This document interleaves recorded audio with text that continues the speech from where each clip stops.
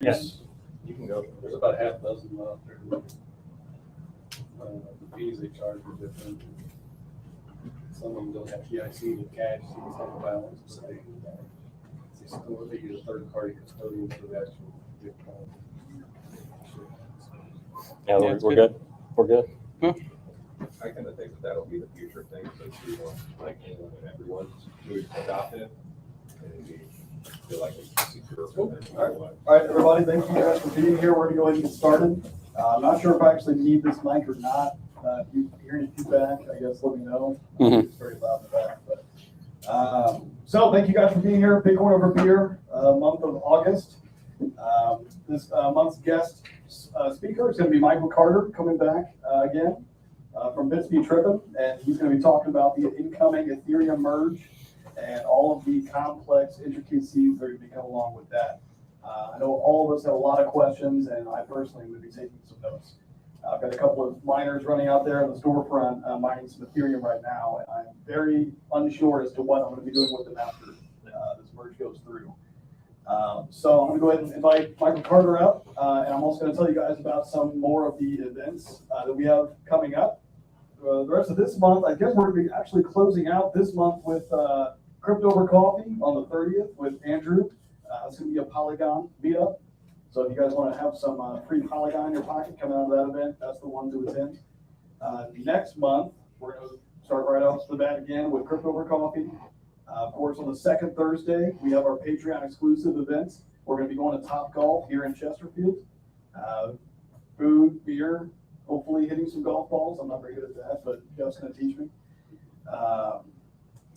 The third Thursday after that is going to be, again, Bitcoin Over Beer, topic and speaker, TBD.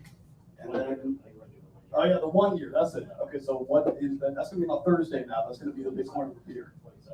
Okay, all right. So Thursday the 22nd, Crypto World is actually going to be celebrating our 1 year anniversary. Technically, our 1 year anniversary was August 21st. So we're just going to push it back a month, make it a really big event, have some awesome guest speakers, hopefully Carter again to come out, some virtual appearances from people over in Europe. It's going to be huge. So keep your eye on your email for that, details. If you guys are not on our email list, make sure that you stop by on your way out and make sure that you get on that, because that's where we send out reminders about all of our information, all of our events. So without further ado, I'm going to hand it over to Bitsbetrippin. Woo! So, ETH Merge. This is it's been a long time coming. Anybody that has been a miner essentially since 2015 knew that this day would start to come. We thought back in 2017 it would be there.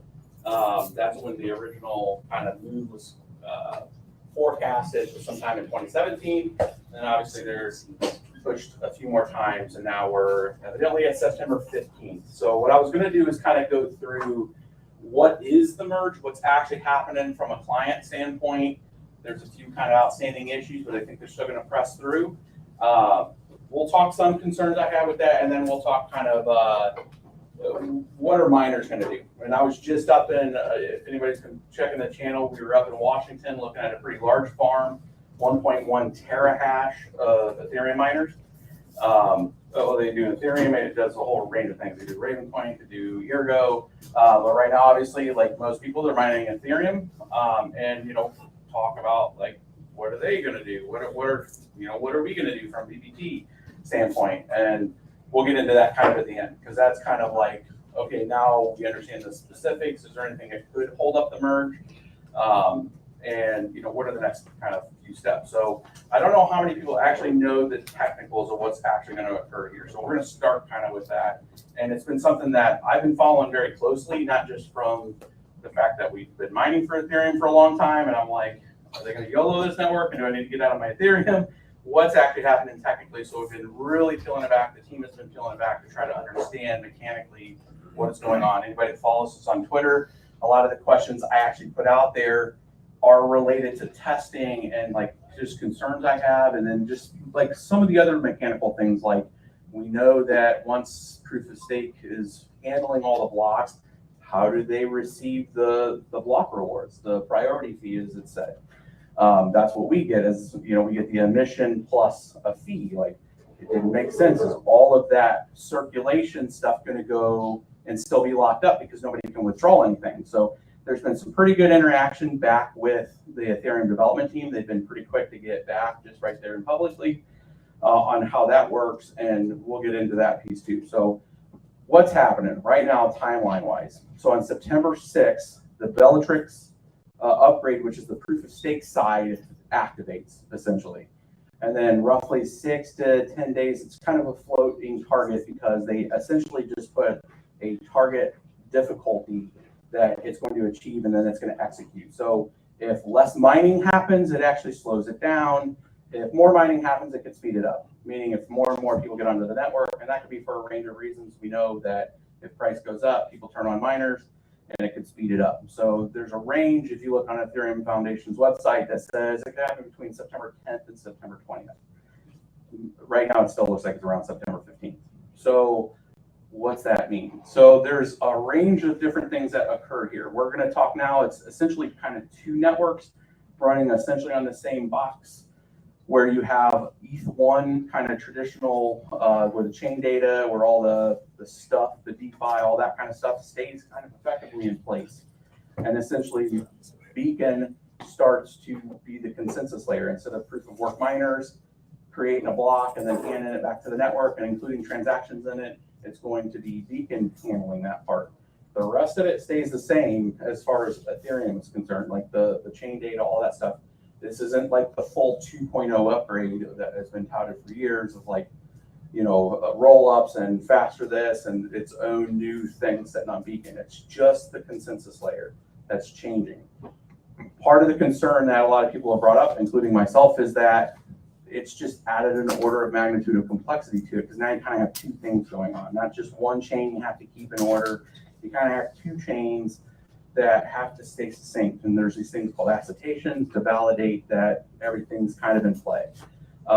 We've seen on the test nets over the last 6 months that certain things sometimes go out of whack, and there's automatic reorgs and things that are happening. And while they've tried to address some of it, I still don't think all that's all the way there. Is that going to stop them from merging? No. I think it's kind of one of those things that they're going to test this thing in production. And for a little bit there, it might be a little, you know, I would just be careful on anything that I do from a transaction standpoint. Kind of like let it set for a second, see if there's kind of any issues. I think if you have your ETH on exchanges, they're going to do that for you. They have teams that are going to be doing that, and you can already see Coinbase and a few of the others out there have put out there saying pretty much we're freezing everything until we know that everything is good. There is a playbook out there of what's going to happen the moment it merges. And effectively, everybody's going to be looking at it, and then once it kicks off, there's going to be about a 6 to 9 minute kind of delay to as it starts to complete that first block.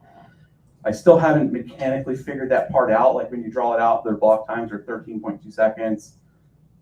What happens in those 6 minutes if there's something going on there? But effectively, when it has to get to a finalization. Once that happens, then they know, quote unquote, it has functioned and worked. If we look at the test nets, that's happened a couple times, and then a few blocks later, then things happen, things reorient and stuff. So that's why the exchanges are going to look at it. And like a block reorg, if you're not totally tracking, if you send money to an exchange and then a reorg comes in, let's say 5 or 7 blocks later, and if they settle you automatically, it's like an etch-a-sketch. It never happened, right? So they have to let things settle, make sure they have enough block history there, and then they'll let you post a transaction and stuff like that. And that kind of it happens right now on exchange. If you send money to any kind of central party right now, it doesn't instantly, put it in your account. They wait, they validate to make sure they're at the latest chain height and all that. So I don't think a lot of that's going to change from us mechanically. I just think that there's going to be a lot of noise for a little bit on everything that could go wrong. And if it does go wrong, there's going to be people, I told you, and all that. And I'm trying to get past all that and just see, is there something mechanically really messed up once this thing goes live? Because nothing that has been merged so far looks and breathes and acts like the current mainnet. There wasn't huge contracts out there. There wasn't front and back running. There wasn't arbitrage bots and flash bots and all that stuff on all these test nets. So we had no idea on how this is actually going to play out. again, it looks like it's not going to stop them. So if you're a miner out there and you're like, okay, cool story, what do I do? Well, what'll happen is if the mining pool that you're on doesn't, upgrade or stop sending blocks out, and it keeps doing it, it could essentially create like its own little fork for a little bit that'll eventually die off unless there's support behind it. You're just going to be mining blocks, and it looks like you're getting rewards, but none of those are going to settle on the current chain that everybody's looking at. It's just going to like you keep going down a path going, they're over there, we're still mining this way, and then it just won't be worth anything essentially. Unless Chandler Gao and a couple of the other folks that have been sitting out there on Twitter saying that they're going to fork it like they did ETC. We'll see what happens with that. Again, I would just proceed with caution on anything that you see that on the proof of work, current existing ETH proof of work moving on for a range of reasons. And as a proof of work person, I've been interested to look like how could this happen? Is there enough interest? And when I started peeling back the technical debt that would occur if they try to fork the current state of Ethereum, it's not like they're like, oh, we did it with ETC. When ETC happened after the DAO hack, nothing else was out there. ERC20s, there weren't tokens on it. This was 2016. This was pre all the ICOs. This was pre Ether Delta and any kind of DeFi stuff. This was pre any of the growth of 721 and NFTs and all that. It was pre any of that on the chain. So when they were able to fork ETC, the chain was a lot leaner. There wasn't so much technical stuff on it.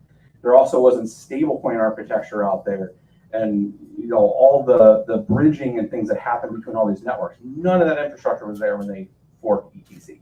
So for anybody to push a fork on the current state of Ethereum without changing it, it would just have like a lot of stuff on it that nobody's using, because anybody that is an owner of DAO, like if we talk like MakerDAO or Curve or any of those other ancillary services that are setting out there, for them to then go and like create the ETH POW version of it, they would have to use their existing keys on that chain to like access those funds and make changes or whatever, update their chain ID and all that, which means they're exposing those private keys. There ain't no way they're doing that, right? Just from that risk.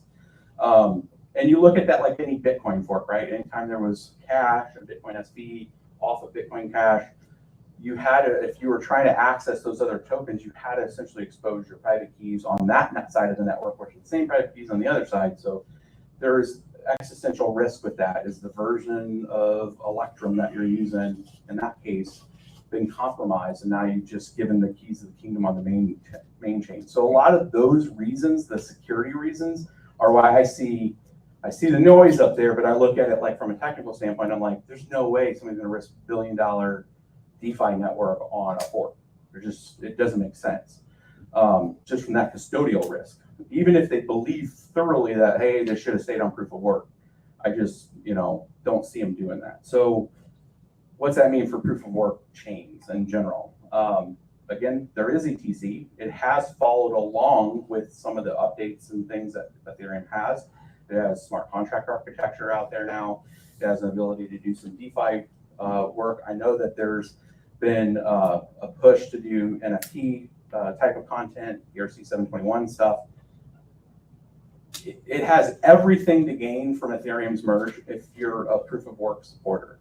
Part of the analysis I've always tried to provide the ETH communities in general are what's happened with other chains that have moved off of proof of work and what's happened to the communities around them. And you look at Siacoin, Decred, you look at all these things that were 2016, 2017, very popular, that moved to a different state. They effectively alienated who got them there, right? Besides this kind of new dev side that was able to put some applications out there, but like the core groups like this, people meeting and talking about, mining, there's something visceral about being able to plug a piece of hardware in. There's a community and a discussion around configuration, all of that grassroots piece that comes from mining, which it starts at the grassroots side. And it bubbles to, once it gets enough liquidity and size, then the enterprise class comes in and goes, man, we could scale that X, right? And that's the immediate thought. You're like, how can I scale up? So the community building that happens to support the chain is very powerful. And you look at what happened with Siacoin and all these, where just nobody talks about it. I think Ethereum will carry some of that kind of risk with it, because a lot of the NFT and that kind of crowd could be very fair weather. They came in because it's kind of the new hotness, and then they kind of dip because there's not a lot that they have invested in it like miners do. Miners have a real capital invested in it. You can physically see it and plug it in. So I think when you start to disjoin that community, they'll start to see some of that, which I think gravitates some of that development, some of that inertia over to things like ETC, Ergo, Flux, Ravencoin, things that are still proof of work that are accessible through GPUs. With China shutting down for the Bitcoin side, it's made a very interesting play on being able to get ASICs and be part of the mining space. At least in the US, it's very popular. A lot of people looking for power costs, and all that kind of stuff. I don't see mining going away. That was the first thing a lot of people asked me, like, oh, the GPU mining is going to go away. I'm like, I don't know. I was mining when there was hardly any money in it, and when there was huge communities of people that were mining. It just didn't have the size of pie that it has now. Like Ethereum's at 850 terahash. We don't know how many ASICs were on it. We know that the silicons that fell off, we were setting at like 950 terahash, and then we magically went to like 825 the moment those 5 gig cards fell off, or those 5 gig ASICs fell off. If there's a whole bunch of other ASICs out there, and maybe there's only 600 terahash of GPUs out there, where's that going to go? None of the other chains out there have near enough liquidity, by example, to Ethereum size to absorb all of that. Like if we all just went over to any one of those chains, we'd instantly make it completely where there's no profit. Like it'd be very, very low. There's a lot of models we've done to look at it, looking at what's ETC have to get to, what's a Ravencoin have to get to. All of them equally could start to go up because people start believing in what a proof of work structured network does. We see it with Bitcoin and how large capital like to take a hedged risk versus putting it all into a coin, because it's all about when you buy the coin. Where if you're buying into hardware, it's kind of like, I know what that hardware is, and I know a depreciation schedule on it, and I know I could resell it if something comes into where I can't handle it. Where the coin, being as volatile as it is, could be far less, or it could gain too, right? It could go both ways, but that's why people struggle with, like, do I mine or do I not mine, right? So I think that, plus mixed with the fact that you could go into any store and participate. People find our videos, get lost on the internet one night, find a video, get a graphics card, plug it in, start mining, and then like the next morning they're like, holy crap, I got coin, and all they did is participate. I think that experience shared by the entire world, seeing that, it's a great equalizer and leveler. So I don't think GPU mining. What I'm saying, bottom line, is I think it'll go back to a hobby state at a worst case, and like literally a worst case. Some of the large capital pieces may play to data center, like the farm that we were just up in Washington can pivot those compute cards. Same thing with like HUD 8 and some of the large institutions that had put big capital and data center style stuff. They were hedging that server style cases, fiber channel backends. It wasn't just a cryptocurrency play. It was, we could also pivot to be a data center and provide cloud services, that kind of thing. Which is, at scale, is that kind of like, it can't be just all eggs in one basket. They look at it horizontally and go, I need a high-speed fiber line. I need a good, IO interface to be able to do big jobs, and I could pivot, right? So the larger farms, just looking at the comments that we got in the last video, I think it's up to like 12,000 views, and people are like, oh man, they're never going to ROI. It's like, well, their strategy's a little different than like a home miner. I'm not going to offer cloud services on my infrastructure, nor would anybody want to provide that with like the security risk and all that kind of stuff. So I think it goes back to a nascent community until we start to see some growth on the proof of work side. And I think Ethereum has everything to lose, ETC has everything to gain, Ravencoin has everything to gain from those discoveries of, does proof of stake work out in the way that Ethereum is implementing it. I think there's a lot of motives out there to get it to proof of stake for a range of reasons. You have the power concern or the energy usage, concept. I've never been an apologist for using energy. I mean, we literally create energy and we consume energy. And there is a natural guide and path and roadmap from the energy providers to become more green. That isn't laying on us, right? We're a consumer. And we can push a narrative and push them to try to make things more greener, but it still doesn't rely on us, right? It's like they have a roadmap for it, right? And by us providing a higher consumption, it provides them with more capital to move that roadmap faster, right? So I've done a few of these and gotten in front of large crowds, and people are like, oh, what about all the power usage? I'm like, it uses power, just like anything else uses power. Hair dryers use power. When we're cleaning our clothes, use power. It's a consumer of power, and it's supporting the security of a network. Next question. Like if there's a concern with the types of power, those are roadmaps called. We'll talk. I mean, we have conversations with the power brokers and folks that we use of like, what's the energy mix? Can we use stranded power? You know, because I drive up 55 heading to Chicago, and I see a lot of windmills, and I see a lot of them turned off. You know, a lot of infrastructure was built, and it's not necessarily always leveraged and used because those kind of power connections don't. If there's no demand, they have to turn them off. There's nowhere to store it, right? And then there's not the transmission to get to it, as an example. So for folks to have that kind of mindset, it's like, well, why did we build all this other stuff that's not used? You know, it's the wrong question, I think, on that. So I try to just direct that to like, it's not a power consumption issue. So for the folks that are pushing that agenda for Ethereum, it's, it might make them feel better. I don't know if it really changes much. I mean, there's a mechanical thing that it's just going to move to another point. If ETC overnight jumps to $300, it can handle 400 terahash. It's not going to be super profitable for people, but ETC has a 33% increase of yield than Ethereum because it's a little over right at 3 coins versus Ethereum's 2 coins emission. If there's any sort of volume on ETC, if it gets, let's say, a volume push because they deploy NFTs and it kind of gets hot, like Solana had it, Solana had a big push with NFTs just like Ethereum. There's no doubt another network could get a big push for people wanting to participate in that. That means transaction fees. That means you could have blocks with 3, 4, 5, 8 ETC per block, right? So it's the same kind of situation that Ethereum had where when it started getting a lot of volume, there's, a competing fee on those block times to get the fastest when they're doing like a minting event, right? Everybody's trying to do it at the same time, trying to get in the first block, and they build that priority fee up. So then you might have some blocks that are 50, 60 coins per block, not 3. So the dynamics start changing when you start doing the linear math on it, and you're like, well, ETC has to be over 150 to save the mining industry. I'd argue it needs to have some activity on it and a reason to do stuff. And then the fact that it doesn't have EIP 1559 in it isn't going to burn a whole bunch of stuff. They've already ETCs came out and said that they're not going to. The community doesn't see that that's a benefit for ETC.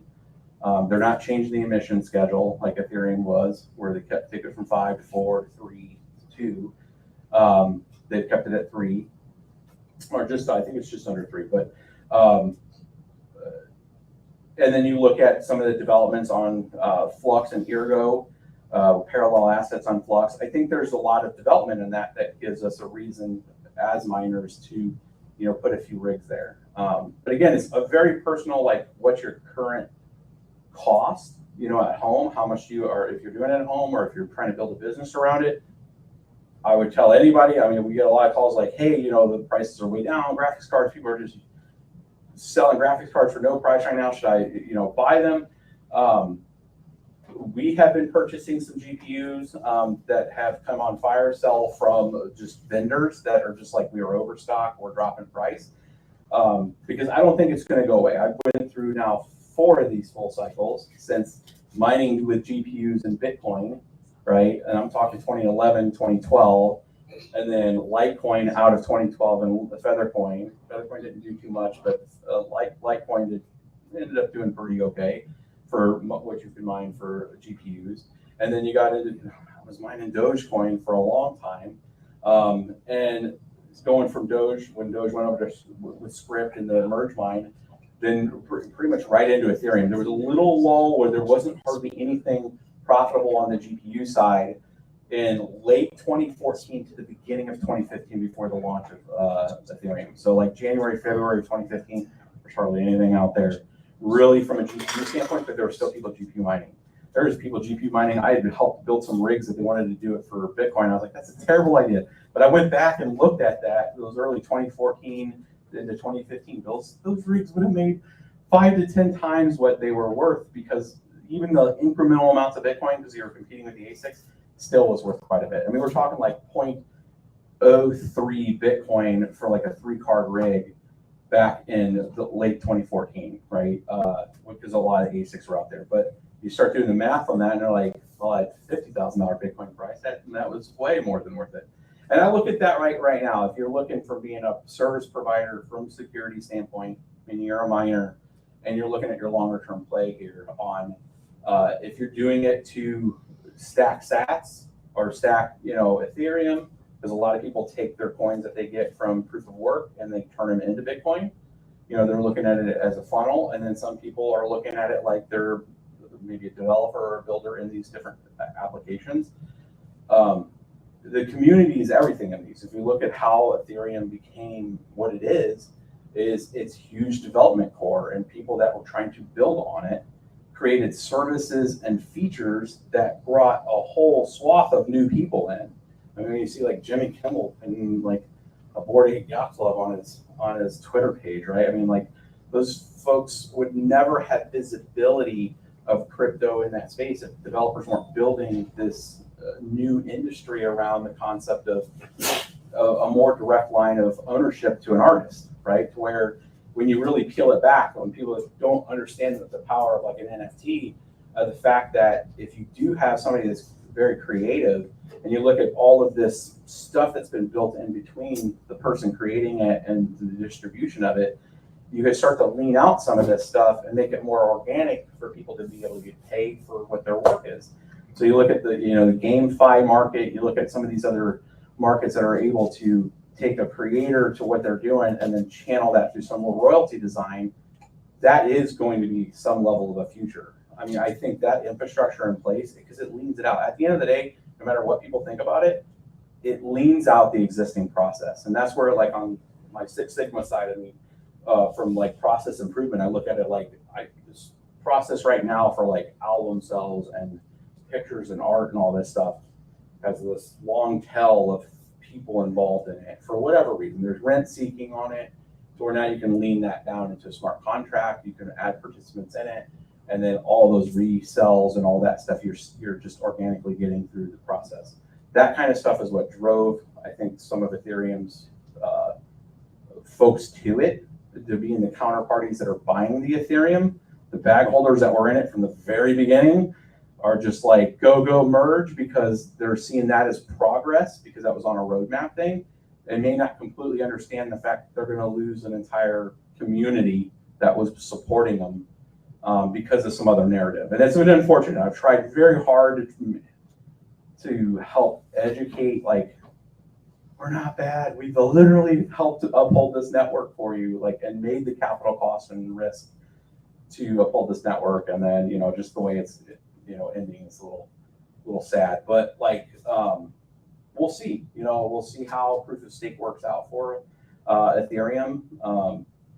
There's a huge amount of technical debt. I mean, I don't want to get so technical into it, but like, I think coming out of what I'm going to be looking for is September 9th, there's a dev call that is going to talk to, like, we're about to merge, here's what's going to happen. I'm going to be really listening to what's going on.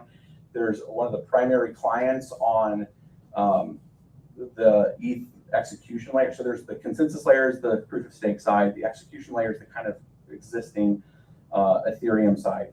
And those two things are going to be running simultaneously on a node, which right now they're kind of bundled up right now together as the proof of work side. And it's a little more symbiotic, where this is kind of like two separate networks. Like Beacon's been running itself, and now people that have Beacon validators have to install the execution client next to it, and there's going to be this like API connection to them, and they got to share like this JWT key. I'm just like, from building large capital systems in my history, anytime you have like asynchronous kind of communication between two systems that were built by kind of different folks, there's always issues. And that was one of my biggest concerns in this whole thing. I'm interested to hear what they're hearing on fixing, like ETH has a critical issue. I don't know if it's been fixed yet, but that's like 75% of the main clients. So it's, and if you like, you upgrade the version that they released, it like nukes your entire database if you power it down, like it's corrupt. And I'm like, that's a bad bug. That's like what we call in like the development world a showstopper typically. You know, that's the kind of stuff that concerns me. I don't think it breaks anything. Like, you're not going to lose your ETH. That stuff's out there on chain. And it's tied to your private key. But it does add risk in the applications that are built on top of it, that if you go to move your ETH a few weeks later, like if somebody's compromised a library or something to that effect, it makes it, you know, a little more risk. I mean, people on a few of the other proof of stake clients have had this kind of issue where I know it wasn't Phantom Wallet. There was another wallet that was on one of the other networks that had a shared library that got compromised in people's wallet. Like, you're literally just sitting there in your wallet, you haven't done anything, and then it's just depleted and it's gone.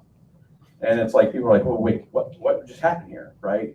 You did nothing, and it was because the software you had on your computer, one of the libraries that run it, was compromised. So that kind of stuff. So the kind of stuff that scares me with it is like, you know, as they start to make these big changes, I think it's best just to like wait for a little bit and see how it works out. But you know, any big change comes with that. Our change comes with that, and this is like not just a ceremonial change for Ethereum on the merge. It's like literally a technical feat. So we'll see, you know, like how that works out. I've talked a lot and pretty quick. Obviously, it's been on my mind for a bit. Kind of jumped around a little bit. I do want to have some time for some questions. I know we're live streaming right now too. And for the live streaming folks, if I miss any questions, I always put, I make sure that all of the stuff that you've asked, or if there's super chats and any of that kind of stuff, I will address them in the comments below for the folks that are on the live stream. And then we'll probably have another video in studio to talk this, but I want to take some questions in here. If you got any technical questions with what's going on in the merge, let's kind of blew through it.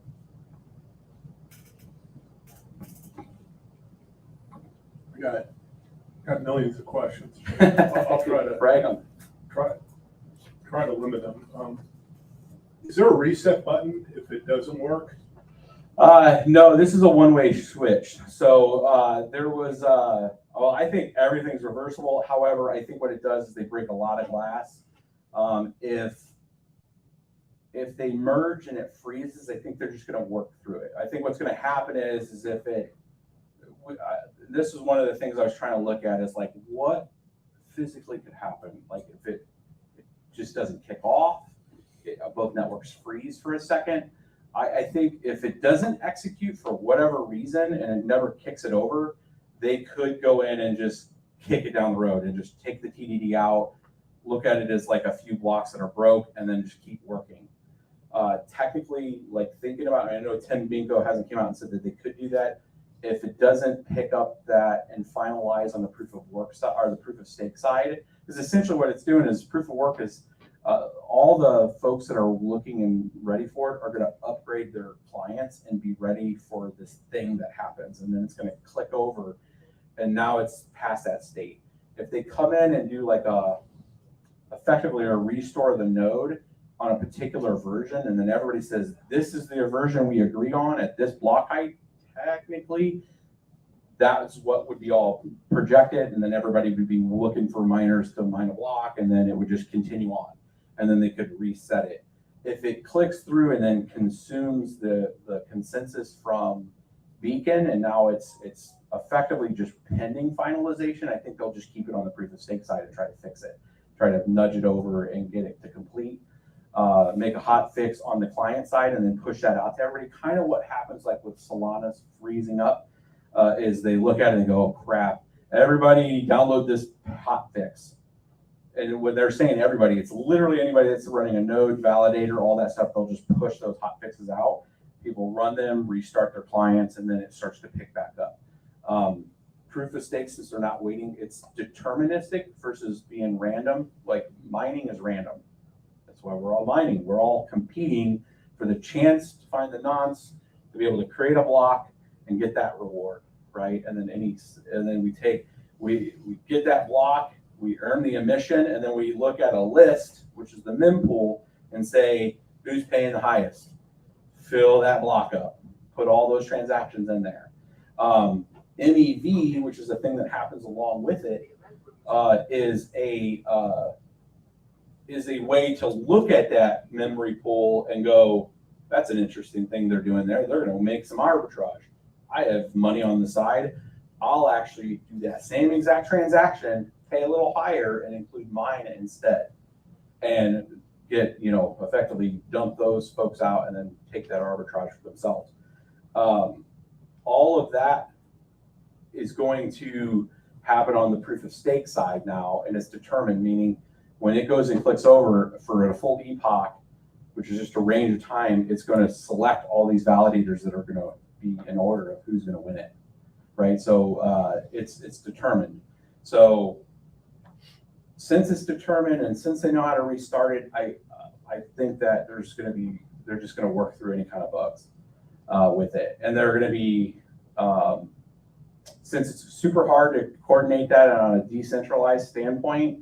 And I know there's a lot of memesters out there and, he's centralized and all this. At the end of the day, it's going to be a whole bunch of developers and a whole bunch of client teams sitting in their respective areas, all watching this, all on like a Slack channel going, oh crap, what are you seeing? And then they'll have probably major exchanges as part of that, just from a coordination standpoint, to make sure the exchanges aren't messing up and everybody's on the same page. So it is an orchestration that's going to occur.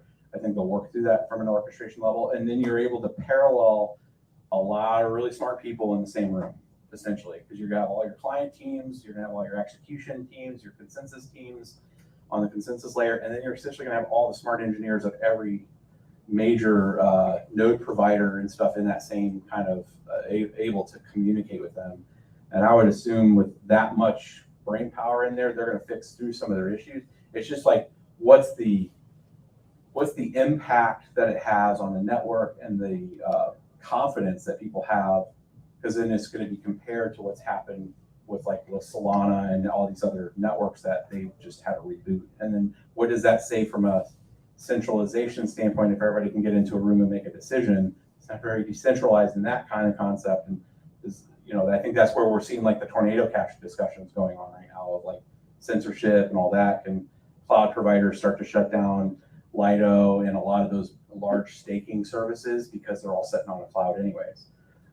Versus all of us as miners have miner machines everywhere. We have some in here in crypto world. I have some.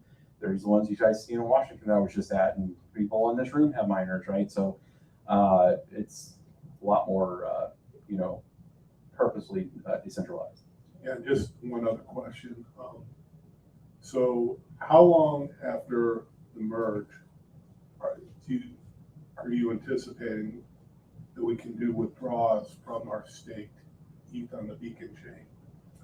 How long until they open up that? So the merge is considered the Paris update. So there's Bellatrix, which is the update for proof of stake on September 6th. September 15th is Paris. And then there's an update after that, which they're targeting to unlock the stake. The issue I've had with all this the whole time is that their incentive, if this thing pumps hard, because everything goes right, they have zero incentive to open up that stake for people quick, right? Because they're seeing that, hey, there's no new emission being introduced back in circulation. And if they're correlating that to like, because now there's not miners selling coins, what's their incentive to make it fast?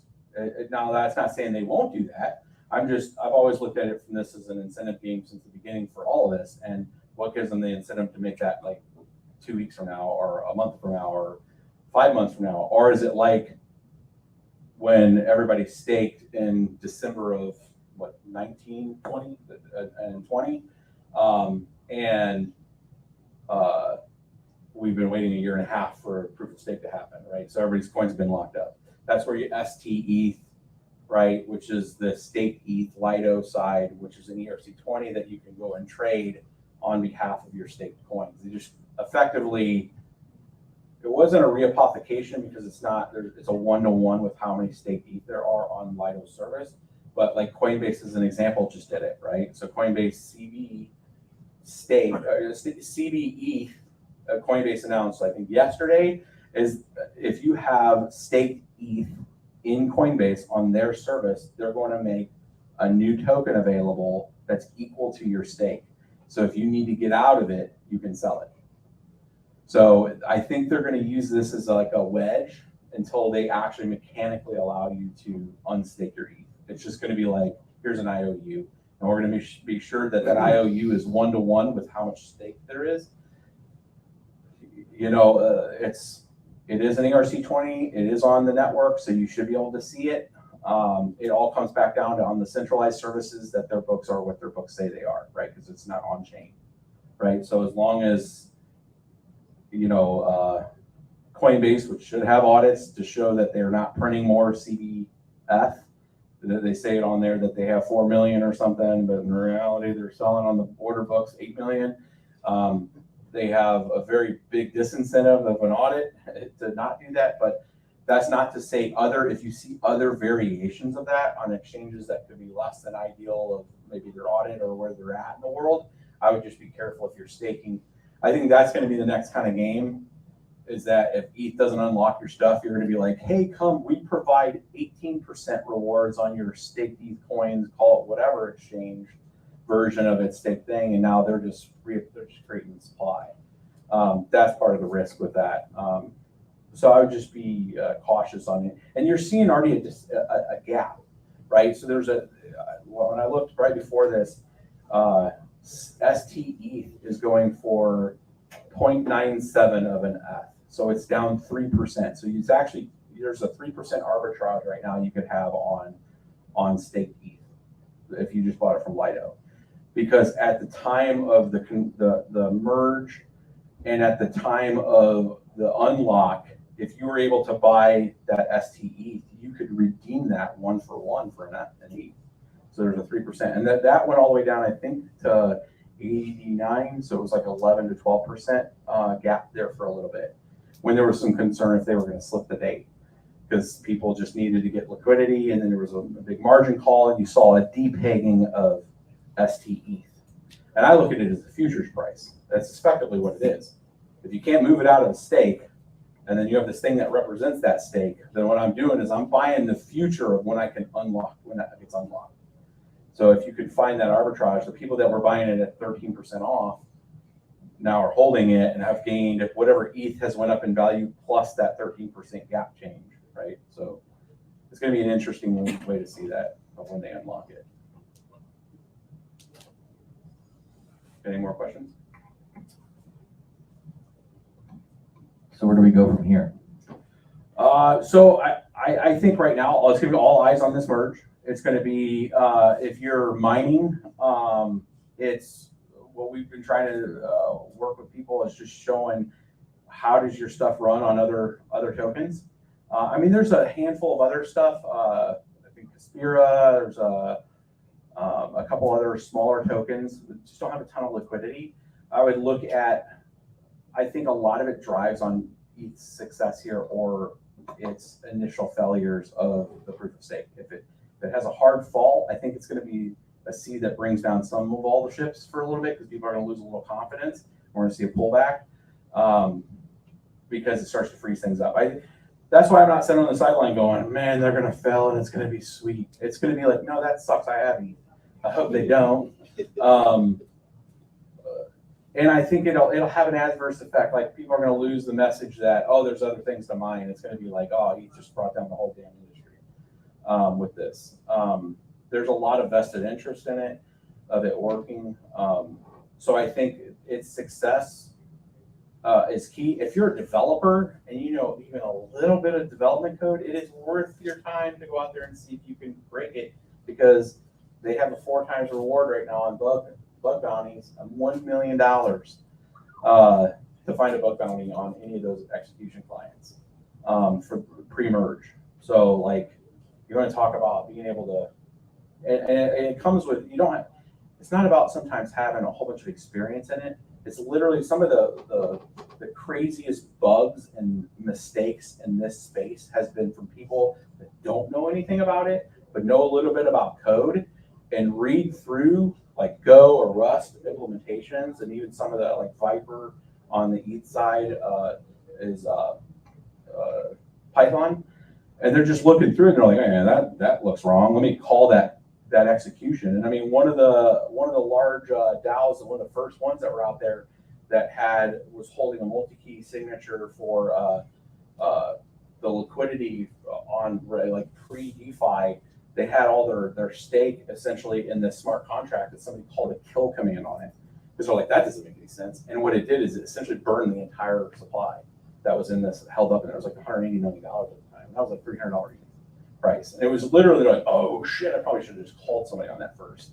And they were like, we would have paid you a bug bounty for that. Like, why did you call that on the mainnet? Like, why do you have that kind of bug in the mainnet? But there are options out there to where you can, if you're a developer and you want to take a roll through that code base, all the GitHubs are open.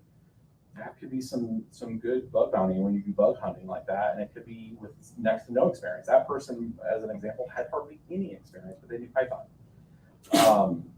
And you know, you have that with Go, Rust, a couple of the other C++ implementations out there. And you don't even have to really know what's going on, but you may be able to see an error in that, and then just submitting. They have a whole web page for their error submissions and say, I don't know anything about this, but that looks wrong. Submit it, and they may discover, oh crap, there's a buffer underflow here, and man, you just saved us all kinds of stuff. And then that would be qualifying for the, even a partial for the bug bounty. So I think from where we go from here is, if you can help them not mess this up, then I think it helps the industry in the long run. This wasn't an arbitrary ETH just wanted to move the proof of stake, right? They've been saying they want a proof of stake for the white paper. So I've always had this love-hate relationship with that concept. As I've learned more and more and seen implementations of proof of stake, I haven't been convinced. And if anything, I've seen that how it creates the wrong incentives, I think. And it starts to lock out participation a little more. The node structure automatically gravitates to the least common denominator, which is going to be a cloud base. Like if you could go on to a cloud and it already has a Ansible script or a Chef script to just kick off a node, and then it syncs, and you pay $9 a month, and you're like, I'm participating, and let me throw my 32 ETH in here. Sweet, now I'm online. Or you're going to buy something locally and now have the risk of getting slashed or falling out of sync because maybe your home internet sets it. It's just a different animal. I know that people want to, I could run it on a small MacBook and stuff. Yeah, but you're not going to leave it plugged in all the time. People are going to close it. People are at your house. I mean, and you're going to leave 32 ETH locked up in a node right there on your desk. It just doesn't make sense in a lot of ways to do that from a decentralized standpoint because of that risk. If it evolves and it changes like what Rocket Pool is doing, where you could participate in a staked ETH by just putting like 0.1 ETH, I find that interesting. I would love to have a client implementation that I could go out there and say, MetaMask, connect, 0.1 ETH, I'm staking decentrally. That's a more easier engagement, I think. It gets more people into it. But they're kind of there with Rocket Pool. You can go to Rocket Pool's website, but then it's co-hosted on the cloud. And that's where it comes into censorship resistance and like censorship issues. Where the proof of work just has a lot longer tail on it, I think. But yeah, we'll see. So I don't know if that helped answer. I went around a whole bunch. So you're gonna diversify? Are you gonna mostly go to ETC mining from here, or Ravencoin, or what are you gonna do? We're already set up. Well, I've been mining ETC and Ravencoin for quite a long time. I haven't done as much Ergo and Flux. A lot of the GPUs that we personally have, I don't have a ton of NVIDIA stuff, which is really where the Flux space is at. I always have a couple like long-term plays or things that I like what's happened. There was eGem, there was a couple other ones that I put a couple rigs on just to see if it got any kind of inertia, Ubik. But I'm gonna have some things for spec mining. Always do like seeing new projects. There's not as many anymore. I think a lot of that's the people are gravitating to larger teams, and I think they're gravitating to larger teams because that's kind of where the funding's at. Where before there was like really no funding, and it was just people communicating and then just spending, working their day job and then working at night on the space. Still trying to find some of those. They used to be posted all the time on Bitcoin Talks forum, on announcement posts and ANN posts. Not a lot of those anymore. And if they are, they're kind of scammy. People just trying to get some keys or get onto your computer. But I think getting behind some of these, the Ergo, the Flux, the Raven, and the ETC, I think are the big ones. I'd really like to see what ETC is going to do with this newfound spotlight that it's going to have on it. It's the easiest transition for everybody. You go into your miner client and you type ETC, save, and then now you're mining ETC on whatever port. Like, so if you're on Ether mine, you change the port ID on it, you add ETC in front of the first part of the URL, and on your miner, you type ETC. And the only reason why you have to switch that from ETH to ETC is because they changed it as ETC hash versus F hash, because there's a few minute changes in that. One of them's a 51% protection that's in it. Actually, all the top coins have some level of 51% protection in them. Ravencoin has it, ETC has MES, which is multiple exponential subjective scoring, which, long story short, it's just if somebody tries to reorg it, they have to come in with 37 times the difficulty of the current network.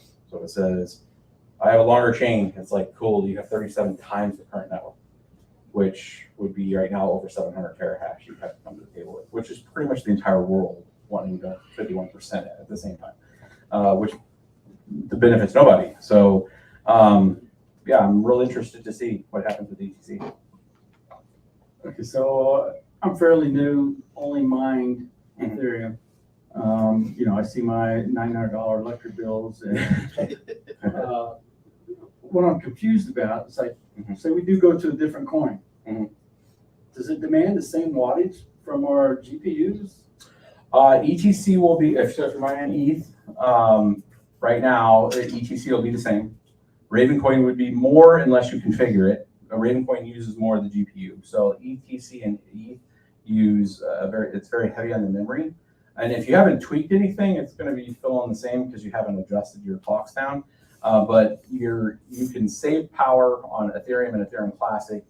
Ethereum, well, we can still mine it for the next month, and then Ethereum Classic if you just prioritize the speed on your memory and lower your clock speed, and then lower all your millivolts on your core down, you'll save huge amounts of electricity on your clocks or on your cards. Ravencoin uses a lot more of the core, so it uses more energy if you let it. So if you just like don't change anything, which is usually the standard config for Ethereum or for a Ravencoin, is you really just don't mess with the clocks too much. You just let the card do its thing. But you'll create a lot more heat, and you're going to use about 30% more power by and large. What I usually do is downclock things and downclock the millivolts on it, and I take a small hit on the, like for instance, like a 5700, I get like close to almost 40 mega hash on a card, or about 30 mega hash on those cards. Or you can do 22 and save like more than half the power. I take the 22 and half the power and less heat. I'm taking an 8 mega hash hit on it, but I'm not using near the power. Ergo uses the least amount of power out of all those. You would take a smaller, you could reduce the heat and the power by almost 20% by mining Ergo, and you get a little more mega hash, but it's proportional. So everybody gets more mega hash. It does use less power, less heat generation. And Flux, depending what GPU you are, it's going to be up there close to Ravencoin. It uses quite a bit of, it's a heavy core type of algorithm. So yeah, all those are pretty heavy, but it's kind of part and parcel with the thermal dynamics, right? It's like, what's the max capability of the card? What's its total power draw, like TDP, and how much performance can I get out of it? And it's just a measurement of what's the performance versus the power that you're using, and trying to find the most optimal for your setup. But yeah, I mean, it's going to be, all of them are going to be expensive. and I don't know what your power rate at home is. Most folks are around this area, around 12, 13 cents per kilowatt, which is now these days they say it's cheap, it's still I think pretty high. But yeah, I mean, on the Illinois side, there's a little better power situations. You can get all the way down to 9 cents per kilowatt over there, like having a home commercial set up. And then if you are pushing a megawatt plus, you can get 3 cents. But it's, I see a longer term future state of like some of those co-locations and stuff, and how it's more power infrastructure is being tasked in the U.S. in general, at least for us. And some of the off-grid stuff of people creating more co-lo facilities. One of the ones in Washington we were just talking about, and we're going to be having on the show soon, a Bit Capital Group in Washington, just secured another megawatt up in Washington, and they have, that's all GPU. They host GPUs, and they have a very competitive rate. So it's where it's like more of a co-host. So you're getting a pass-through on rate, because most places can't charge you. If they're charging you up on a rate, it's probably not within the terms of service of the rate. Like our deals that we have over in the Illinois side, I cannot charge you more than what I'm paying for power. It's illegal.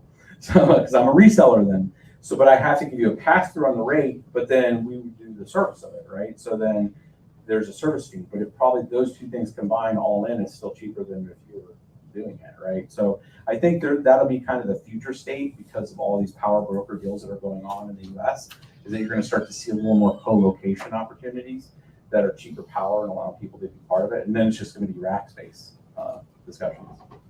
So what I hear is I'm going to be paying the same amount, or let's just say roughly, for electricity. But, right now ETH is at 16, 17, whatever. What, and Raven Coin's at what? Raven Coin's about 3 cents. So the distribution's a little different. So ETH gives you 2 coins per block every 13 to 15 seconds. Something like Raven Coin is 2,500 coins per block every 1 minute. So the ratio of amount of coins is a lot higher. So the fact that it's 3 cents all comes down to what's the difficulty and how much are you getting. So if you're getting 300 coins, 3 cents. I'm like, yeah, but you might be getting like close to 300 coins on a rig, right, per day. Gotcha. And then that's where the algorithm starts to play in, where it's like Raven Coin at its peak last year was at 27 cents. So if it's at 3 cents right now, and a rig's earning 160 to 200 coins per day, and that shoots to 27 cents, well, that rig was making a couple $100 a day, or $100 a day. So that's effectively what the generational stuff that I went through with like Bitcoin and Litecoin. Like when I was mining, even Feathercoin for a little bit there, went up to almost $1. But it was like we were earning X amount of coins, or point. I remember tweeting out the jalapeno, the Bitcoin first ASIC. It was 8 gigahash from Butterfly Labs, and I posted it, and it was every week I was earning 0.3 of a Bitcoin. And it was like this little, $300 unit that took like 6 months past when it was supposed to be delivered. And I was like, this is crap. Bitcoin at the time was like $80. And I'm like, I'm never going to pay this thing off. I was getting 0.3 Bitcoin a week. So it's like, right. So like, and same thing with Litecoin. We had rigs, I remember I had the dual GPU 7900s that came out, which was, 2 chips on one GPU, used like 500 watts power. I had $800 power bills at that time. I actually had the power company come with the local police department, thinking I was doing something there, because it was like way over what I was supposed to. And I go walk them through the setup. This is like circa 2012, but trying to explain Bitcoin and all this stuff, and it's not illegal, I swear. And just looking at even then, like paying those, and like the Litecoin that I was earning at the time was like $350, and I had like $600 bills. So I was like mining at a loss, but I was like, I want to get more Litecoin. And there was BTCE, which was like a Greece exchange ran by Russians, which ultimately got shut down. And then Coinbase was just coming online. So there wasn't a lot. And then Mt. Gox already was going through its drama. So it was like there was nowhere to buy it online. So the only way you could get some of these coins was mining it. So it was a very different type of experience at the time. And then maybe you find somebody online that you could trade with or something. But like, and local Bitcoins was just starting up then too. So I look at it like none of that formula has changed. like from a community standpoint, all of us sitting in a room and liking the understanding of being able to participate in mining. There is a lot more nuance in the numbers and are we making money and all that kind of stuff now, especially at scale, and you're putting a lot of money in hardware. Hardware is actually more expensive now compared to what it was then. My 7900s, I remember, were like $500, and I was like, that's a lot of money. Most of the other GPUs were $200. But we used a lot more power then than what we do now. It's a lot more efficient. But it was still, I think it goes back to that kind of state for a bit. And then people that are on the fence of like, oh, mining's dying, you're finding cheap GPUs right now. So it's like, if you find spec mining for a little bit, you'll see a retraction on the network. And you're going to see a retraction on the network, not because there's blood in the streets from all the home miners. You're going to see home miners, by and large, aren't so vested in to where they can't power off and just like, you know what, I'll let some dust happen on them. And it's been fun for a bit. We'll see what happens. The enterprise miners, if they didn't have a play to pivot to the cloud stuff, are the ones that really get hurt on it, because they made a very big capital commitment on it, probably investor money, to try to see if Ethereum was going to keep slipping dates, and now they're kind of in a, well, there's not enough liquidity to stay powered on, so they're also going to power down, and you're going to start to see it collapse really quick on the hash rate. We've seen that a few times now. Ethereum, like, the very beginning of COVID, March 16th, I remember the date, March 16th, 2020, Ethereum's network went all the way down to like 130 terahash at $86 ETH price, right? So $86 ETH price, 2 coins per block, 150 terahash. The ETC network's what, at 35, 40 terahash, and it just went up. It went from like 25 to, so it's still not, it's a fifth of what ETH was, and it's at like $40, and it's 33% more yield. So I'm looking at it like it could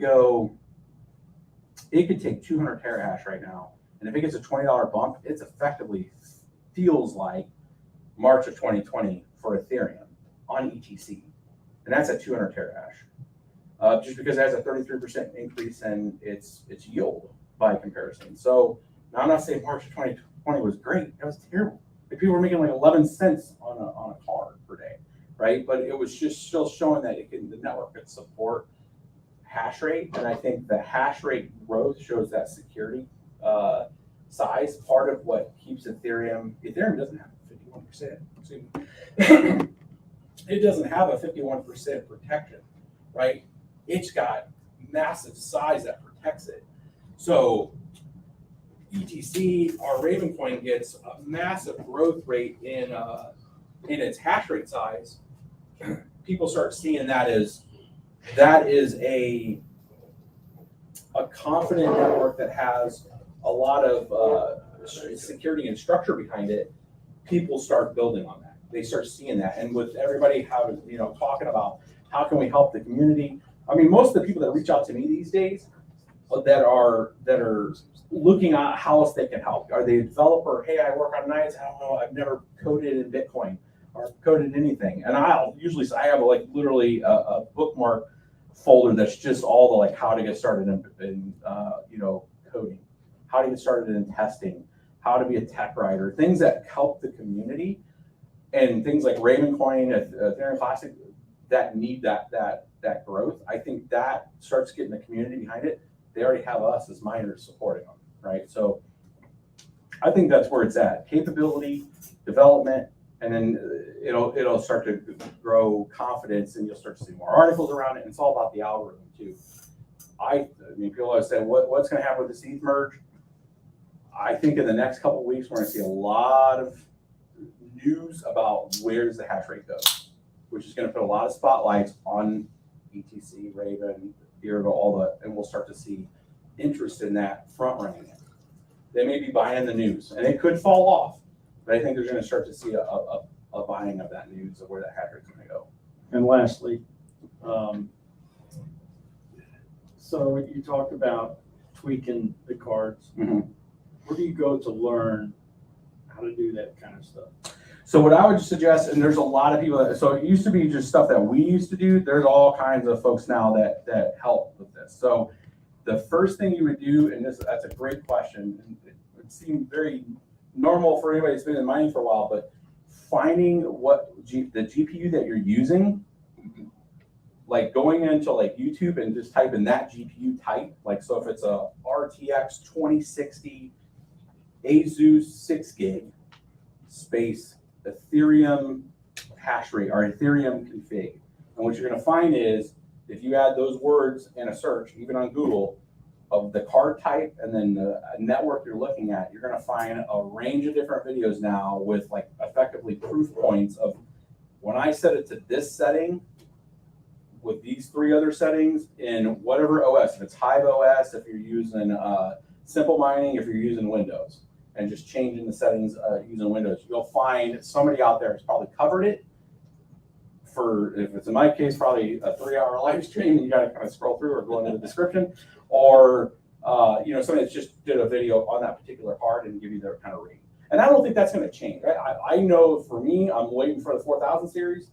I know NVIDIA is freaking out because their stock is tanking, and I saw some reports today. They're like, it'll recover. It's like, man, you haven't seen. Wait until September 15th happens.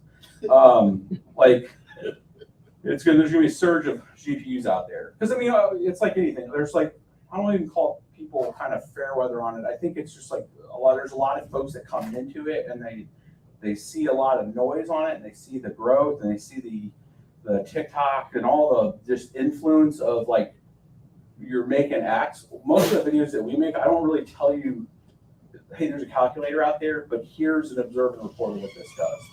And then, because everybody's situation is a little different. You might have, I mean, there's kids in college dorms that they have some cost and power because they have their tuition. So they have a rig in there and they're venting it outside. Like I get pictures, like the pictures I get are hilarious. Like people, like you wouldn't believe what we had, they have like covers over it to make sure like the janitors don't see what's in there. But you have all these different like subsidized situations where people can participate. You'll see networks that like make no sense. Like there's no liquidity. Why is the hash rate like this? I think it's those situations. People look up and down the stack of different tokens and they're like, well, that's too much, but I have free power. So what's the maximum yield I can get for the stuff? And then you find, people on these different tokens, and maybe there's 2 exchanges in the world that does it, and there's some counterparty buying them, adding liquidity to it. And then they're just exchanging it out, and they're like, we got it. We found some sweet deal. And I think that's part of the fun of the spec mining side of it. Is part of it is that kind of hunt, and then part of it's also like, what's this team doing differently?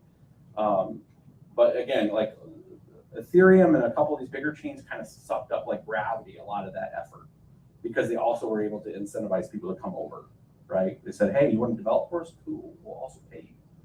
And we'll pay you in ETH, and we'll pay you in some other derivative token that we hope is going to do good. I mean, if you do any kind of deals with Crypto.com and all them, they'll try to give you CRO. I mean, it's like, there's always these incentives now to try to pull the brain trust to these different tokens and stuff.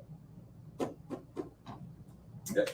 Yeah, so first thing, I think I'm gonna need access to your documents you were talking about as far as Bitcoin development. Yep. Because that's something I'm starting to get into as well now. And the other thing I wanted to ask is about Flux, which you mentioned a few times. And just to double check, are you talking about there used to be Zelcore that is now Flux? Correct. Okay. Zelcore now Flux. Yep. All right. So can I hear your thoughts on that project overall? What do you think of it? I think they have a very large community. So Flux has a large community. They're trying to do a couple different things when you start talking parallel assets and other opportunities, the use of the GPU.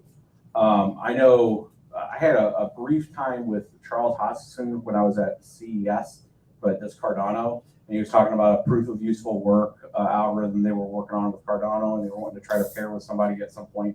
I think Ergo was trying to pair with them there for a little bit. But like from a tip of the spear trying new things, I like them for that. I think there's good wallet support. They have a range of different assets and services, nodes, good pools that are behind it. The things I've always got hung up on them is anything that has a built-in dev fee and or any kind of pre-mines, which I don't think Zelcore had pre-mine, but I think they have a built-in dev fee. Like part of it goes to the development, of it. It's one of those things that it's like, if it's built into the protocol level, there's just such like, I just think of like running development teams and just being part of large corporations and stuff, is I think it kind of pulls that kind of effort, like it's baked in, your money's coming, and there's not that hustle on it. And I think that if it's already built into the protocol, it's there. And if you're just dumping, you're dumping on the protocol. Where if it's like outside capital investment, it's different, meaning like development on Lightning or Liquid on the Bitcoin side, or any of these other ancillary services, or even on core development, is financed and paid for in fiat to a developer to work on that, and it isn't touching the coin. It's not in the protocol, which means I'm not going to have that auto sell pressure for the teams to do what they're doing, which is good stuff, but I don't have that built part and parcel to that particular coin. The coin gets to manifest and do the things from a utility service. I think that's part of what happened with Dash. Now Dash, which nobody really talks about Dash anymore, but like when it went to the split house where it's part node, part ASIC mining, it happened the same way. Once you lose that kind of GPU core, and have like these built-in incentives to pay people to do things out of the token, I think in theory it sounds good, but then it's just putting sell pressure on the token. And if there's not a lot of liquidity on the token, dev teams are expensive. like developers should get paid well. The problem is if it's coming at the base of the token, on a large enough dev team, it's going to put some sell pressure on it. And there's just not a ton of liquidity out there on that. And we see it with like Ethereum. Like Ethereum is a perfect example. Ethereum Foundation had a lot of they minted ETH for themselves, right, at the very beginning. And granted, a lot more ETH has came out since then. But then Vitalik now twice has sold the top. And it makes you wonder, like, when you come out and you see Ethereum Foundation from their addresses dumping at the top, and then as the market starts to crash, it's like, well, how much are they selling? Well, the last one they sold like 80,000 ETH, and that's going to put some sell pressure on it. So again, I think it's like we have multiple examples of at a protocol level if they're funded. I get it from the ICO, and that was the whole point, is that you could self-fund it, but then if you're a token holder on that counterparty side, you're just holding the bag as the team that helped set you up or selling you down. So yeah, I would like to see them have funding separately, or do some kind of fundraising that isn't necessarily set to the token. And I think that's essentially what some of Ravencoin, as an example, Foundation took some donation in Ravencoin, but it had capital coming from a couple different companies that helped them kind of spearhead it. And then they took in other donations that are not just Ravencoin, right, to sell down the Ravencoin price. And I think that's just a healthier way to do it. But that it doesn't put anything against Flux with that. It's just, that's my opinion personally of when I see the economics of it, and say, are the incentives set up structurally right? We're believers in it, and we're paying for our cost, but we're getting sold against on the people that are developing it. Well, thank you for the in-depth explanation. I guess that kind of leads me to my follow-up question, which is like, how do you decide what coins to mine on a long-term basis, right? Because take Ethereum, for example, they've always had the plan to move to proof of stake. So you could say, okay, mining for this was never a long-term plan. Mm-hmm. But for other tokens, that's harder to say, like Flux, for example. You don't know what's going to happen with that. Should you invest in some mining infrastructure, some ASICs? I don't even know if they use ASICs for Flux, but yeah, GPUs. Right. So, yeah, it's I mean, for us, we've kind of split the house with both ASICs and GPUs. For the longest time, I've only been GPUs. I tried the ASIC game in the very, very beginning, like Avalon A1, Sponduli Tech, SP45, some of the early, and then I got burned by KNC. I bought 2 Titans, never got them. That was a lot because I paid Bitcoin. I paid for those in Bitcoin. I want to say it was like 40 Bitcoin for each one of them.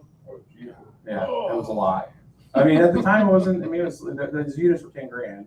So you do the math of what 40 Bitcoin at that time was, and then they went under, right? So there was this model to where you had to pre-buy everything and then hope that it showed up. And it was just because they had to capitalize the taping out and all the stuff, right? They were like, oh, we got this plan and it's going to be great. And then things happened, and it's not like the KNC team was pretty straightforward, but it was just like they ran into technical hurdles. couldn't deliver on what they said. The Titans were terrible. The ones that did get delivered didn't run very well. And then they went under. The same kind of thing happened with Sponduli Tech. They were a great company, really great product, kind of just faltered. Bitmain kind of came in, kind of sucked up a lot of the knowledge. And there was a split at some point with Bitmain. There was, especially around the Bitcoin Cash kind of fork, there was some split within the company, and you had like MicroBT kind of come out of that, which has like, the M30Ss, M30S plus pluses, the What's Miner stuff. And we had enough cycles on the supply chain now to get some consistency, some confidence that stuff was working. The S9s really proved that. The S9s are like phenomenal. Like we've done some cleaning on some S9s that have been like next to evaporative cooling, and it looks like a rust bucket all the way through it, still hashing away, no problem. It's amazing. I'm like, this is going to create a plasma arc. I swear. It's just still running. So they've been tanks, and they showed like there's some resiliency in the stack, so they give me a little more confidence in the ASIC cycle that I'm not going to just get a whole bunch of stuff that falls apart. S17, they almost lost it because S17s have been terrible. Like 50% fail rates, chips falling off. They did some design fixes. That was right around the same time that MicroBT kind of split off on them. So they may have lost some quality assurance with that. S19's a lot better. Still some quality issues I'd like to talk to Bitmain about when it comes to like fans and stuff. We've had a few fans go out more than I'd like, and a few hash boards. But the quality and the fact that China, not because they wanted to, at least the miners shut down, it gave us a whole new opportunity to participate. So we have good confidence that Bitcoin's not going to go the proof of stake or anything. So we went with a longer term outlook on Bitcoin mining on the ASIC side. I think that's the longer term better play if you're going to do it at scale. If you're at home, being a participant in it, I think is good to be to have a single ASIC, be a participant in that. They're just loud, and they use a lot of energy.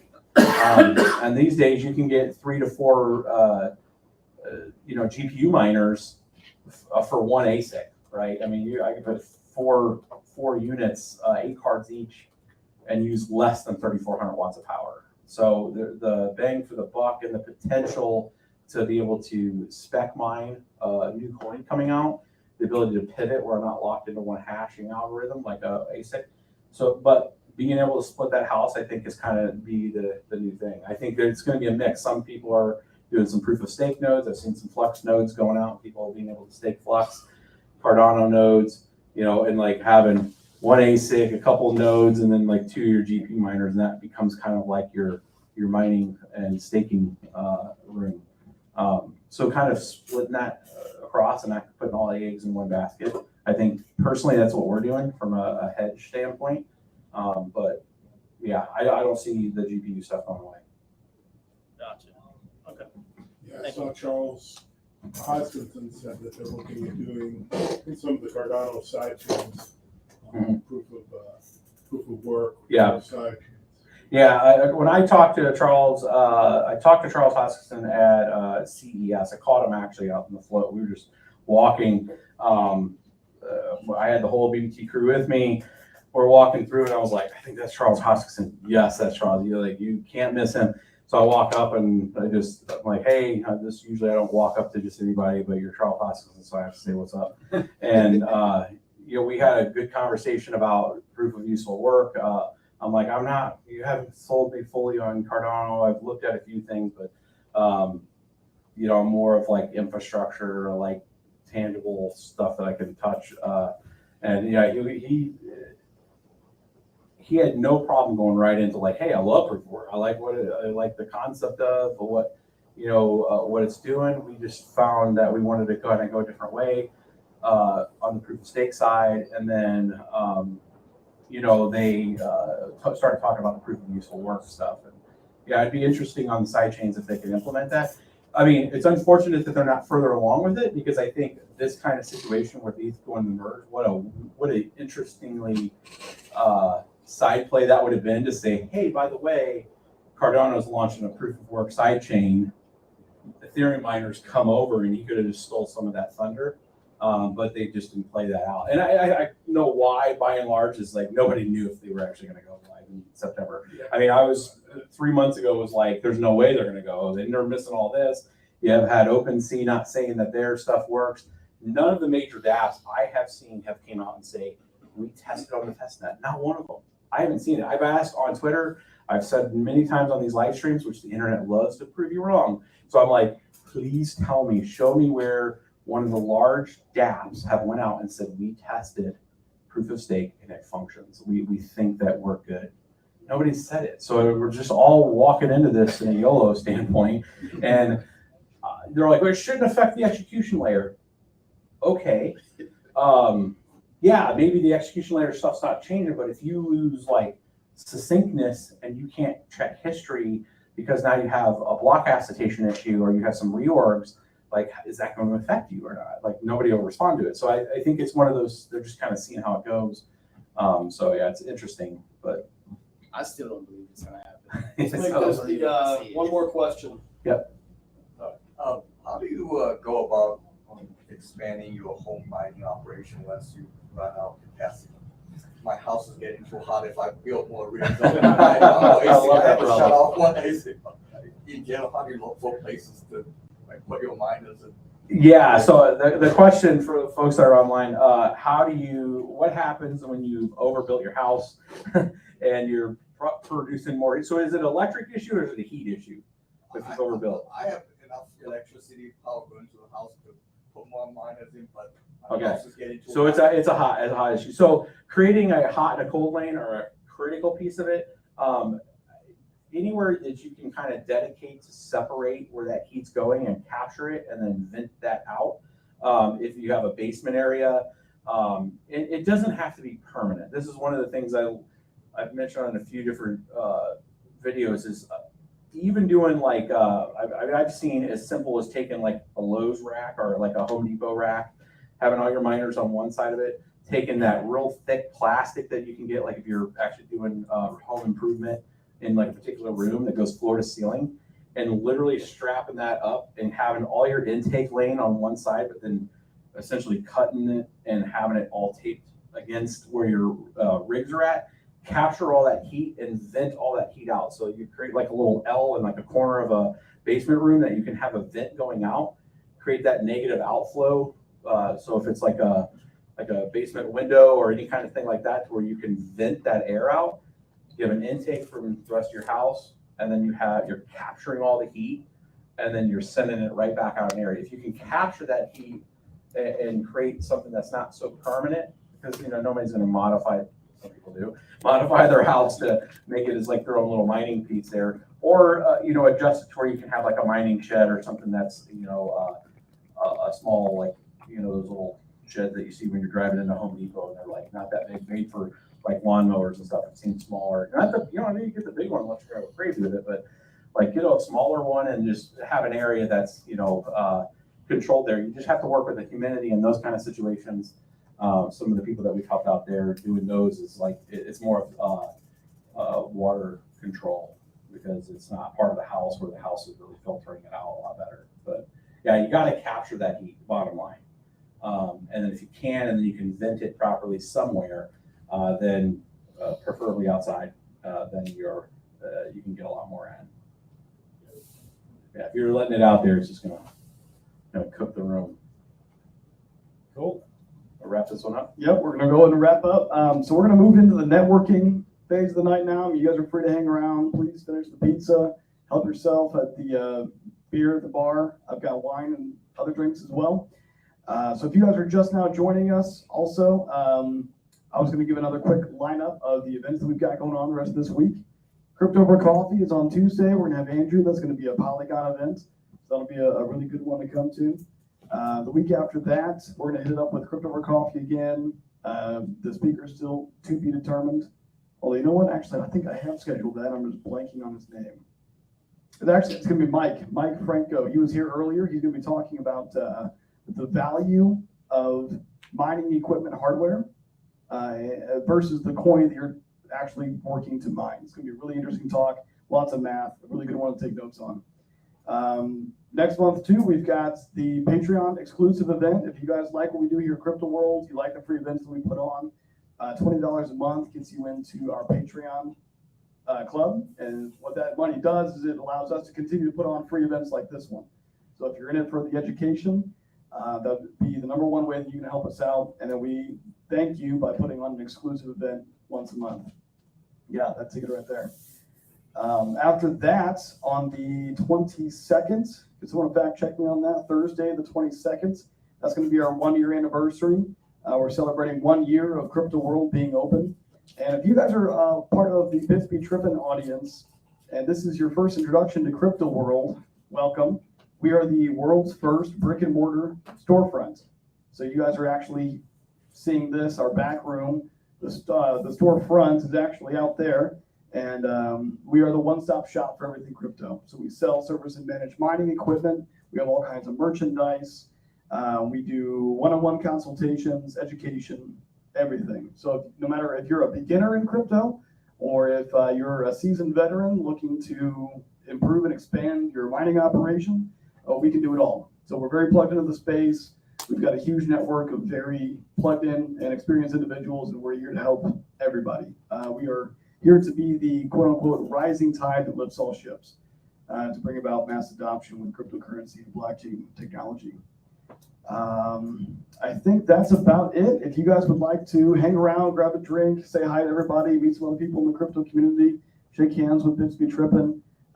Autographs will cost you $5. Besides that, thank you guys for coming, and we hope to see you at the next one.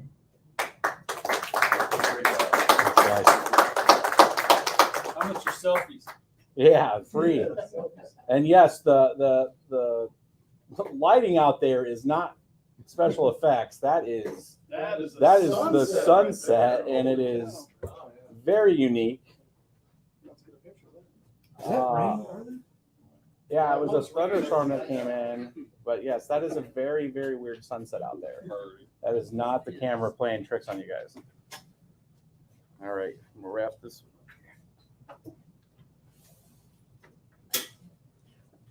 All right, shut it down.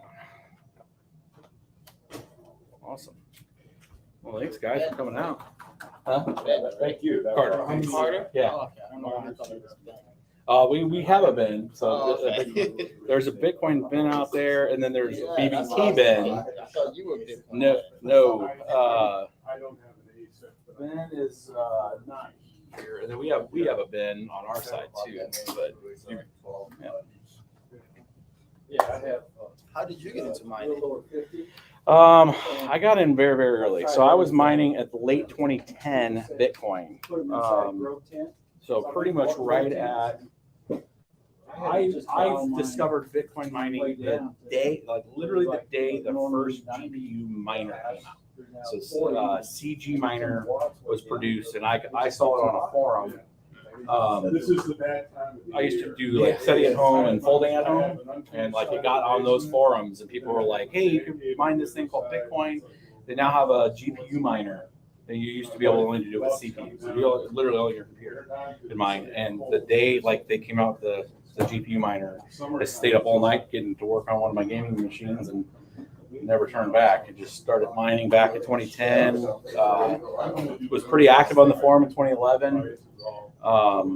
And then, like I was on some of the original forums back in the day, just like trying to figure out how to like get my config to work.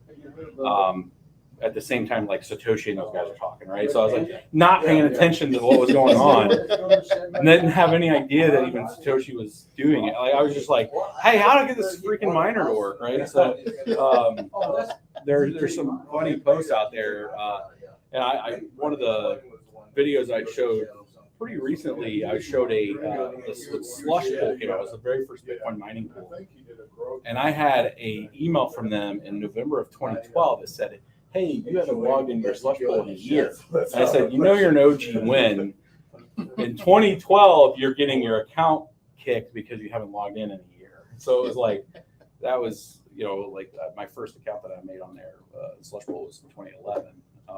But yeah, I've been mining forever. And then by 2013, I was like, there still wasn't a YouTube channel on how to get into mining. And like, everybody would just go to the forums and do it, right? You would just talk on Bitcoin Talk, or you would talk on all these different forums to figure out how to do configs. And there was a couple they were kind of like very basic wiki pages with like spreadsheets of like configs. So you'd see like, I have a 5750, if everybody remembers like the old AMD, like what they called the ATI, if all-in-wonder ATIs that had like where you could plug in like your TV and stuff into your graphics cards and stuff, the old ATI cards. Like you'd have like all of those kind of things and like old like 6800 Ultra NVIDIA cards, and like all these people would have all these configs to try to get it to work. And I was like, this would be cool if there's a YouTube channel doing this. So in 2013, I made the YouTube BBT on teaching people how to make mining rig. Like we made, I think we're the first ones that put out the 6-card mining rig, the tall. Like in 2013, when we produced that, we showed that was the first video. We showed everybody how to make, because everybody had them in milk cartons at the time. It was like old cases with everything gutted out and like laying on their side, and like graphics cards like laying on top of each other, or they were in milk cartons. And then there was some like the Lowe's